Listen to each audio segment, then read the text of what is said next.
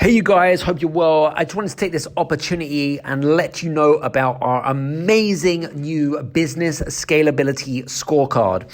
So have you ever wondered if you're an entrepreneur, you're a business owner, and you want to grow and scale the business, but not sure how, and you're looking for some advice and you're looking for some strategies about how you could effectively grow and scale your business? Well, this is your opportunity. We have actually created an amazing business scalability scorecard. It'll take you around 7 to 8 minutes. And at the end of that, it will actually create a report of all of the things that you're doing particularly well in and the things that you need to make improvements to your business.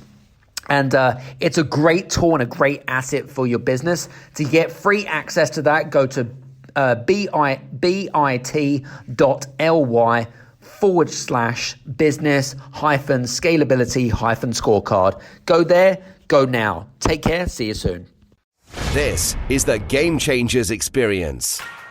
Deep dive conversations with leading business disruptors, Olympic athletes, celebrities, entrepreneurs, and influencers from around the world. This show will teach you insights about the winning principles in mindset, productivity, marketing, branding, entrepreneurship, business strategy, and more. Hosted by Productivity Authority, business strategist, former elite athlete, author, and public speaker, Adam Strong. Hello, everybody, and welcome. I'm excited because I'm always on here trying to add some value, some service to our community. So anyway, interestingly enough, today is June the 30th. Can you believe that? June the 30th. We're halfway through 2021. Hey, that's crazy, right? I can't even believe. Where is the time gone this year, ladies and gentlemen? I just haven't got a clue. I just don't know where it's gone. But I don't know about you guys, but it'll be good to know how you are getting on with 2021 and how, and if you're not having the best of years, what can you do to change that? Not just that mindset, but more about how can you change the results in your business and in your life, right? What can you do differently? Okay. Because like last year is the same as this year, things are going to be, still working in the digital world. So what can you do to adapt and be flexible? But if you're struggling and you need to reach out to myself or any of our guests, then feel free to do so.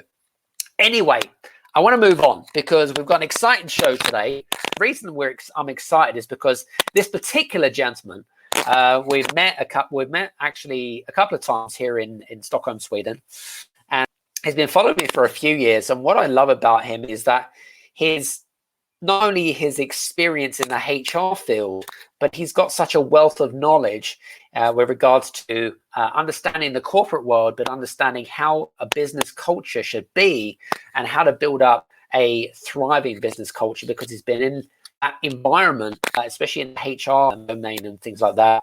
Got a wealth of knowledge, especially in the IT sector. He's a mentor. He's also one of our contributors. We did a collaboration, which we'll talk about towards the end of the show. So listen, put your hands together for Mr. Stefan Tonnon. Woo! Thank you, Adam. Thank you. What a wonderful introduction. I cannot be more proud of myself this time. How you doing today? Happy Wednesday. I'm doing great. Fantastic weather in Sweden again. So it's literally the heart of the summer. Absolutely. It looks like you've actually been catching the sun. It actually looks like you caught the sun there. Just looking at it, have you been on a sunbed, or is it? It maybe is that the sun has been so good in Scandinavia that you've actually got some sun there. It's crazy. It's literally a weekend in the sun, and looks what happens. It's not even that I'm blushing, although it was a great introduction, by the way, Adam. Literally the sun that comes. I'm blessed. You're welcome. It's all good. Listen, great to have you on the show today. And just for the benefit of some of the listeners, whether they be listening into multiple channels right now, because I know you pretty well, I've given them a little bit of a snapshot about your experience and stuff like that. But tell us a little, a kind of, how did you get into HR? Why HR, and what was the fascination? Yeah, I tell this story quite a lot. I'm actually not trained in HR. I have more than 20 years experience in HR, but I literally just fell into HR. And pretty early in my career, I saw that HR was actually a pretty interesting tool to get to the center of the business and really understanding businesses. Because as we all know, you can build up businesses, but if you don't have the people, then you go nowhere. So people are just key in that whole process. So I started very, very small as a recruiter and just built my career from that because I was very interested in how corporations actually work and how HR can be a tool and a method to help the business grow and go forward in many, many ways. And that's what interests me about HR. It still interests me a great deal. But to be fair, I spend 40-50% of my time in the business itself as well, to just understanding the business, where we want to go, help form the organization, do organizational design. And I have to say, the last year and a half, particularly to the outside world, HR has becoming extremely important, given that we are working on a pandemic and HR needed to step up to plate and actually help their employees to be as successful as possible, even though they were working from home with all the challenges that they had. So yeah, it's an interesting world to be in. Definitely. Interestingly enough, I know that you've worked for numerous companies in your career, mainly in the IT industry, if I'm not mistaken. Correct. What have you? I mean, from your perspective, in your opinion, I know that you like me. I'm really fascinated about company culture and how it differs from one company to the next type of thing. But what makes one company culture different from another company in terms of its distinction between the two? What do you like and what do you dislike about it? Well, you need to work for a company, at least that's my personal opinion, that has the values that synchronize with your own personal values. If their values mismatch, then you will see that you probably can be successful, but in the long run, you won't be successful because there's a difference of opinion about the core things that you believe in. You hear a lot about culture and values and what that actually means. I mean, the values of the company is what everybody believes in. The culture is what the people make out of those values, because they might differ in different countries, right? A culture in Spain might have the same value system, but the culture might be slightly different than a culture in the UK or a culture in the US. But the people themselves build the culture based on the values that they have. And as long as the company from top to bottom believes in the values that they represent, and they're not just nice posters on the wall, but they actually live them, then it starts building a company that you can be proud of and where people actually want to work. And as long as you hold on to those values, that will create the company that you want, and that will create the culture that you want. Now, if you go to a company where you go to interviews and they talk about 9-10 different values or 10 different statements about the culture, I would argue that 10 of those you cannot remember. I mean, we're all human beings, we can remember quite well, but from a value statement or a cultural statement, it's only 3 or 4. That's where it starts. So if somebody tells you the culture is 7, 8, 9 things, and you go inside the company and you ask the teammates or the employees, they probably cannot remember all of them. However, if you have 3, like we have at Insight right now, it's hunger, heart, and harmony. Those are very, very strong values that we represent. Our customers know our values, but also the teammates know all of our values because it's 3, it's easy to remember, and they stand for everything that we do. Again, if you have a company with posters on the wall and you don't feel that those posters actually represent the company itself, then it's just a marketing fling, and you should not necessarily align to that. I just hate that when when you go into a company, and I've seen it before, right? You've got companies. Some companies feel like they put posters up, or they can't just they have these training orientations. It's like, do you know these company values? But really, like when you talk around with all of the other employees in the team, that they have some sort of idea, but there's incongruency between the answers. Does that make sense? It's like, I don't get it, right? Do you know what I'm saying? A lot of them are born from a marketing perspective, right? Because you publish them anywhere. And value should be the essence of the company itself. It should not be a marketing tool. It's the essence of the company, how we treat our teammates, how we treat employees, and how we treat our customers. There should be no differentiator there. Love it. Here's an interesting thought here, Stefan. And I mean, you've been working in sort of corporate world for the last sort of 25 years. And you know, the companies that you've been part of have obviously gone from one level to the next level, right? They've generally gone scalability level, right? So one of my questions to you was, especially with our listeners, which are mainly small business owners, but they can be CEOs of larger companies, around if I wanted to expand into another territory, another country, or whatever it might be, okay, like you've just highlighted the fact that everyone can have the same values, right? Then Spanish culture is very different from Swedish culture and British culture, right? They're all very different cultures. A lot of our listeners are a little bit worried. Well, if I expand into this territory, right, what's going to happen to my company, right? Because they're worried that they're not going to get this, what I call gelling together, this kind of synchronicity where everyone's singing off the same hymn note. What have you found from experience? What things of what I suppose, what are the kind of the pitfalls of going into a territory? That's my first question. And the second one is, what advice do you have for company owners or business owners that want to move into territories? What are the things that we need to look out for? Yeah, one of the things that they definitely need to do, they first need to have their value system that they already built up in the country where they started. Whether you're a small business or a bigger business, if your values and your culture system is there, you can expand that to other countries and cultures wherever you want to expand. I think that if you look at businesses, it's more difficult when you acquire companies because then there's already a culture and a value system in that company. Now, if you do acquisitions, you do them for a number of reasons. It might be to scale because you want to be bigger than your competitors. It might be the IP that they have, or it might be products that they sell in that country. So there's a number of things that you want to do. If we look at acquisitions today, we look at acquisitions in a different way. We look at, do they carry the same values as us? So is it something that you can slot in from a cultural perspective? Because we all know from an acquisition perspective, a lot of those acquisitions don't go well because they don't gel together. The cultures are too different, and therefore you almost have like two different companies. And that's what you always want to avoid, because it's still a people business. No matter what kind of business you are in, the people still need to run that business for you. And if those cultures are clashing, that will create a problem.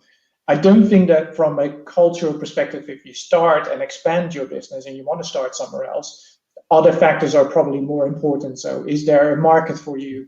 Is there a labor market for you? So can you actually get the resources that you want? How attractive are you going to be as an employer in that world? And how do your customers fit to your current portfolio? So those are different questions. Because if you need to hire employee number one in that country, you make sure that they speak the same language, they have the same values, and they have the same culture, right? That always helps. That's what I find. And if you speak the same language, that helps as well, by the way. Absolutely. always a tough one otherwise. You know, it's interesting you mentioned that, because do you feel like, well, based on your experience, do you think that if you're acquiring another company, you know, so if you're a large company acquiring a slightly smaller player in the market and adding sort of a product expansion to whatever it is that you're doing, do you think that from your perspective that if the culture and the values are so far and few between that they're just not going to gel together, and it's just like it's a bit like chalk and cheese, they're just not going to work at all, right? Yeah, that happens, and sometimes that can be a very deliberate choice for a company to do, right? Because then you basically just buy the product, you buy the IP, and then you hire people that live your values and live your culture in that country. So, you know, you see plenty of acquisitions where they just want to have the product or the IP and not necessarily the humans that are building up that company. So they grab the product and the IP and build their own culture and their own values. And there's always, you know, employees in that country or in that company that you bought that want to adjust to that value system, and you will keep them. The ones that don't let them be around too long, because it will destroy your company in the long run. I think that is really important to understand. Very true. Interestingly enough, one thing that sort of came, I had an epiphany as you were talking, actually, because a really classic example when we're talking about M&A, right, was when Amazon acquired Zappos, the online shoe retailer. Now, I think from my perspective, what Amazon wanted to do is they wanted to take, they wanted to, acquire a big player in that particular market, right? But what was really interesting is that Zappos had their own culture and values, and I think what Amazon did is they bought the company, but they kept it as a separate entity, if that makes sense. Yep. Which was very smart idea, by the way. But yeah, that's sometimes what you do, right? If you want to scale or you want to buy a competitor, and you don't necessarily want to integrate them. That is a choice that you make. But then the choices that you make in an acquisition are so very, very important. When I started working in HR and I rolled into HR at Infor Global Solutions, we started with 200 employees. When I left, there were about 7,000. And we just tried to build the third largest ERP company in the world, which they are, by the way, right now, and then worried about how everything needs to come together at a later stage. So it was clearly just acquisition after acquisition to make sure that we had scale and then sort out the culture and the value system at a later stage. And those are choices that you make as a company, depending on how financially strong you are or what your bigger plan is. Very interesting. I remember when I was this was going back quite a lot, and I was working in, I suppose, the health and well-being, corporate health and well-being. So our company was really trying to get a foothold into the corporate companies and building relationships up with HR directors and whatever it is. And interestingly enough, just to say, you really had to dig your heels in, as in, if you made like, I don't know, it'd be 100 calls, 100 messages or whatever it is, you might get 2 or 3 if you're lucky, right? But what I don't really understand is that, in terms of HR function itself today, right, which has changed over the last 10 years dramatically, as you all probably would have agreed with me. But in terms of the way that you work, in terms of your position, how do you bring value to companies? Because a lot of, like you mentioned, CEOs and sort of, directors or such, what's my return on investment, right? What's the point? Or what do I need a HR department or director or whatever it is? It's going to cost me money. These people don't earn me money. What's your take on that? That's a fantastic question. And if you would talk to my team, they would laugh right now. Because the first thing that I did with Inside, I needed to build up the team. There were fantastic people in the team. I succeeded somebody else that has been there for many, many years. And my focus on HR is completely different than probably traditional HR. I mean, anything that you do in a business needs to have an ROI. So you need to do something for a reason, and you need to show that reason that gives a return to the company. So in any investment that we do in HR, whether I build up a learning and development organization, when I build up a talent acquisition team, whatever it is, the first thing that I ask for the team is, okay, if you want to have an investment in X, Y, Z, what does it actually mean to the company? Because the one thing that I very much dislike, and it always pains my heart, is that if HR is still seen as a cost center, because we're not. The biggest asset that you have is people, so you better make the right people decisions to make the company successful.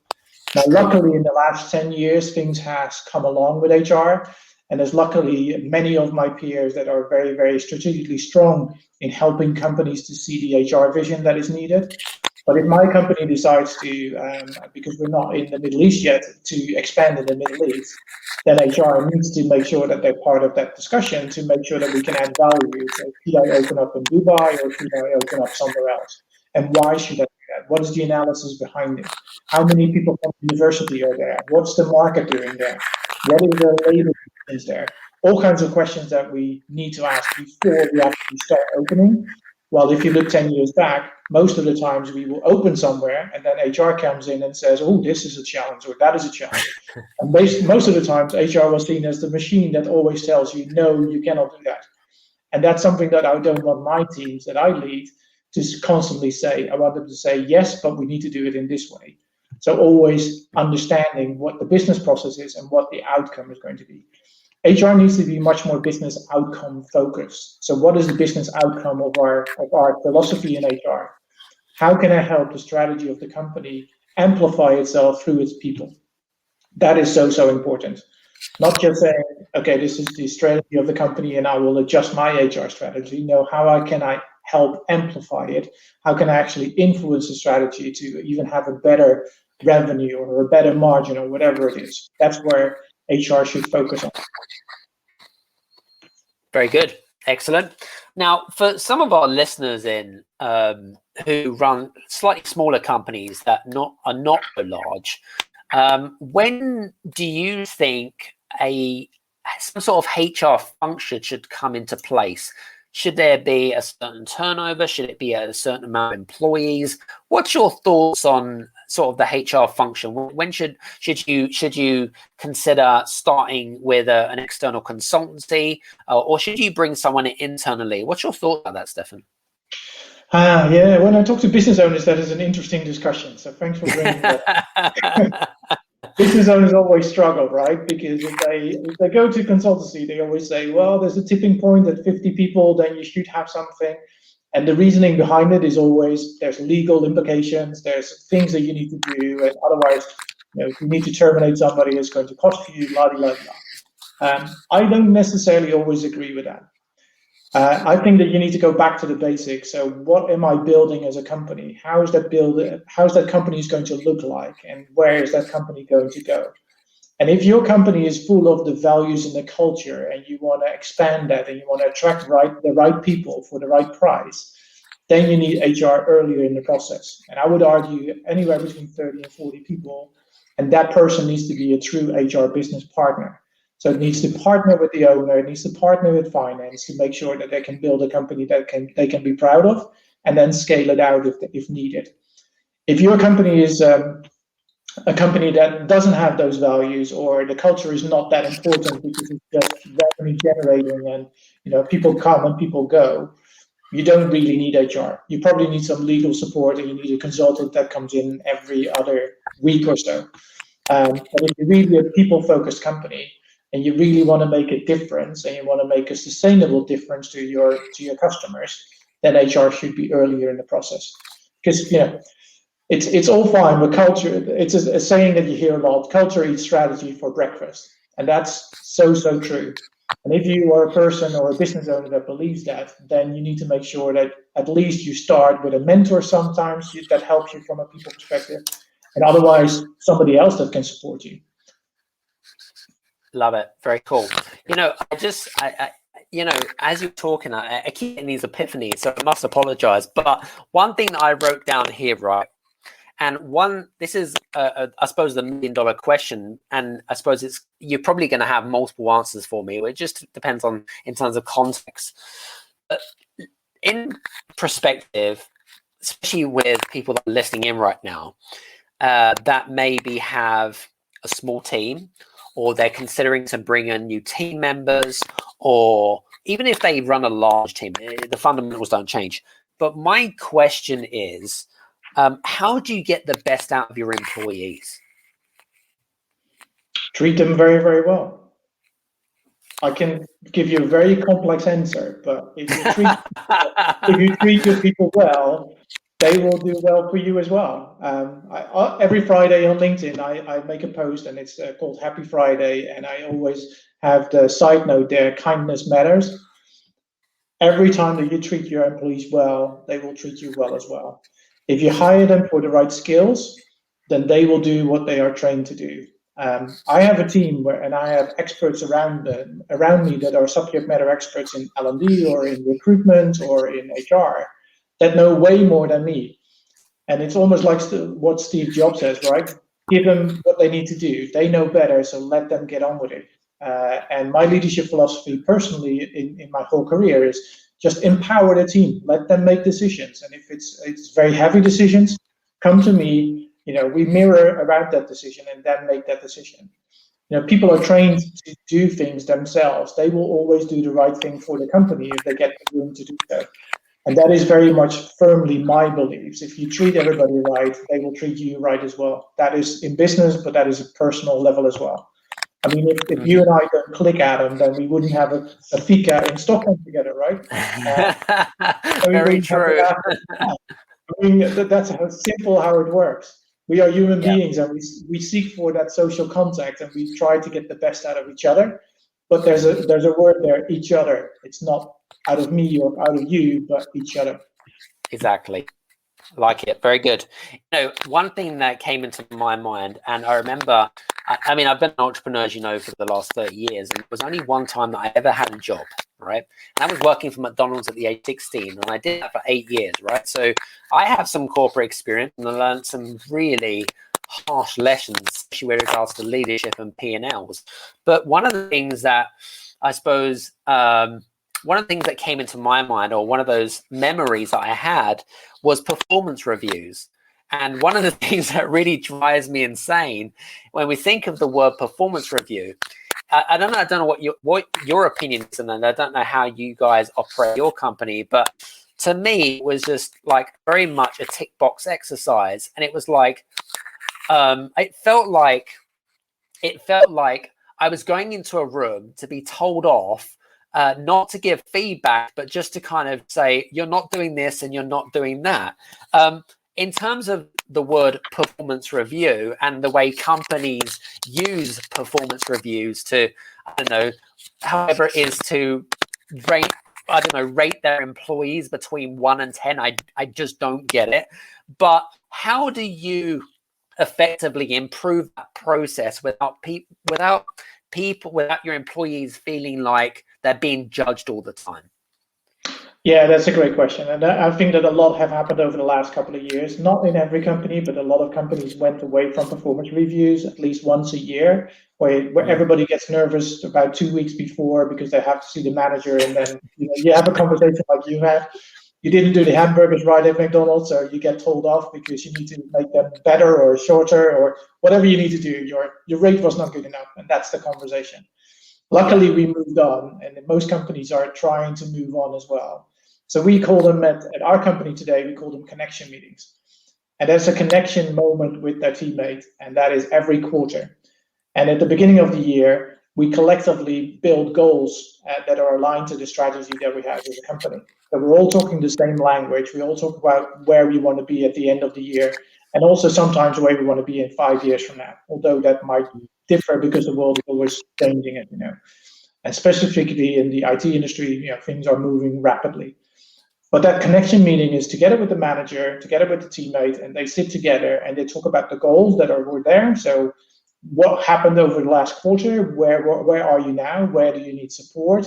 Or where do we need to adjust the goals because they're not realistic anymore, or things just change? And also in that meeting, there's a development moment. So we encourage our managers to do development discussions with the teammates as well. So they look at things that they can develop. Not necessarily always in their role to get better at their role, but it could be that they need a certification in IT, or they need to get better at presentation skills or speaking skills. And that's what we discussed as well. It should really be a moment that the teammate and the manager come together. You sit for 45 minutes and an hour and discuss, what have we done? What are we going to do next quarter? And how does that look like? There's nothing more important than creating clarity for your employees. If you don't create clarity, how the hell can they perform? I mean, sorry for the word, but how do they know where they need to go to? And we have leadership commitments in our leadership team, and clarity is just one of them. You need to be absolutely clear on what you expect of them. And therefore, I built with my team, for instance, an HR strategy. It's very clear from the beginning what the expectations is over the next 12 months. There's KPIs and measurements, so we can see if you're on track. If you're off track, absolutely fine. Well, not always absolutely fine, but that's fine if you have the reasons every quarter that you see why you're off track. Love it. Very good. Interesting. And I love, and you probably, and I think you listened to the interview with Gary Ridge, and he talks about they created a pledge which is all around everyone taking personal responsibility and not feeling like, you point fingers at other people to blame people. Everyone takes their own responsibility, and it sounds like you kind of move down towards that avenue of getting people to take responsibility and accountability, which I think is and the best thing always is continuously feedback. I know, Adam, you have been a runner. It would be very strange to train and run for like 4, 5, 6 months, and then after 6 months somebody gives you feedback. No, they give you feedback every time that you do the run, right? Because otherwise you cannot improve. You cannot do 6 months the same thing, and then after 6 months your manager say to you, well, you did that wrong, you need to do it like this. Then you wasted 6 months of your energy to something that you need to then not learn anymore. I love it. Very good. Interestingly enough, because most of us have been working in the digital arena for the last, it doesn't matter, but it's been a long time anyway. Most companies are still not back into the offices. I suppose my last question really is, how do you think the way corporate life will be, sort of moving into the new year of 2022? How do you think corporate life will be? Do you think that the way sort of flexible working from home will stay? How do you think sort of general culture and corporate life will happen, not just in Scandinavia, but if you look across the Western world? How do you think it's going to change in the way that we live our lives? Yeah, great question. And Elliot Kay, you had an interview with him, always told me that if you want to have a serious answer, you pause and then you give the answer. So I'm trying to do that. I think what is important is that we humanize a little bit more what we do with our employees and how that actually works. Finding the balance between work and life, it was completely gone over the last 15 months, as you know, because people that work in different situations at home. I regularly speak to my team and my teammates and say, we're all in the same storm, the pandemic, but we're all in different boats, right? Every situation is different. Somebody might be single and all alone, or somebody might be a single parent with 4 kids running around. Every situation is different. And I think that we are going to an era where we are much more flexible per situation, what we're going to do and how we can be productive in life and how we can be productive at work. I don't think that we really know what the world is going to look like, because we're just responding to what has been and what we think will come. But I always say we are all human beings. We are all very much reliant on our social circles. And right now, our social circle is our family and some of our friends, and that's our social circle.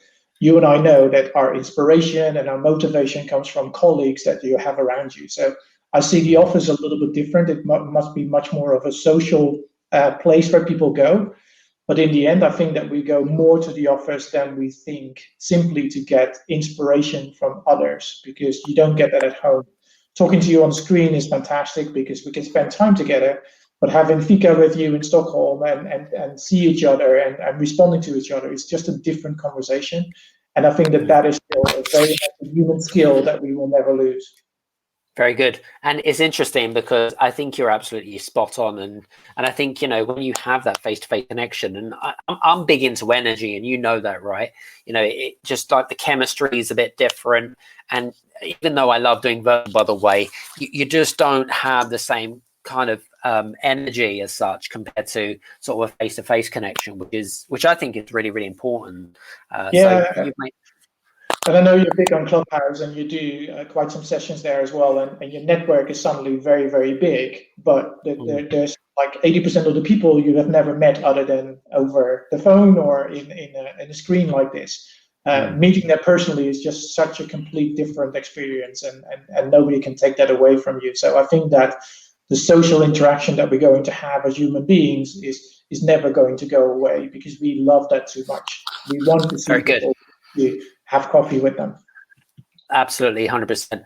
Listen, I was going to say, I know that we're going to be launching a collaboration together towards the end of, when is it? Q4, October of 21. And I know that you've written a chapter in the new book that's coming out in my new third book and whatever it is. Tell us a bit more about what did you write about and why did you write it?